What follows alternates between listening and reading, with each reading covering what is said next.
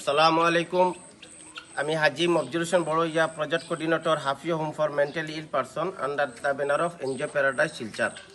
আজকে খুব বেশি একটা খুশির খবর, যেটা আজকে 2022 ইংরাজির 15 ডিসেম্বর সুনাই পুলিশ স্টেশনে আমরা কাছে একজন মানসিক রোগী মেন্টালি ইল আমরা কাছে সমঝাইয়া দেওয়া হয়েছিল।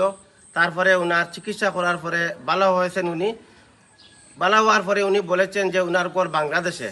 তারপরে আমরা যে কোনো রুগী ভালো হওয়ার পরে আমরা উনার জিজ্ঞাসা করি গড় খানো গার্জেন নাম আসেনি, তার খোয়ার পরে আমরা সোশ্যাল মিডিয়াত দেই।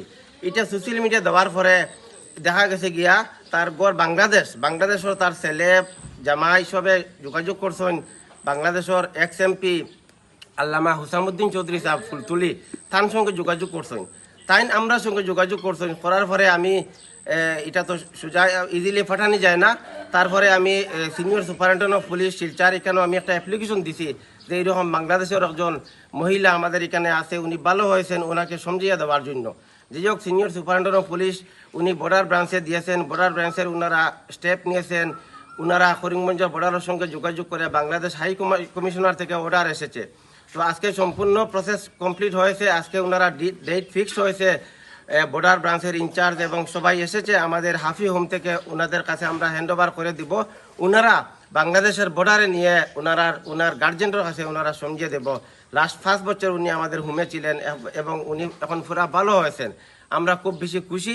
উনি আজকে অত বছর পরে ওনার ফ্যামিলি ওনার গার্জেনের কাছে গার্জেন পাইবা, ওনার বা মা বাপ বাইয়া ছেলে মেয়ে সব আসুন, সবার কাছে উনি আবার ঘুরে যাবেন।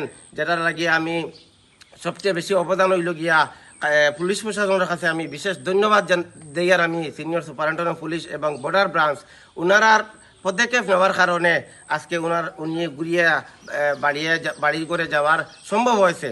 আমি বিশেষ করিয়া প্রশাসনের কাছে আমি অশেষ ধন্যবাদ জানাই।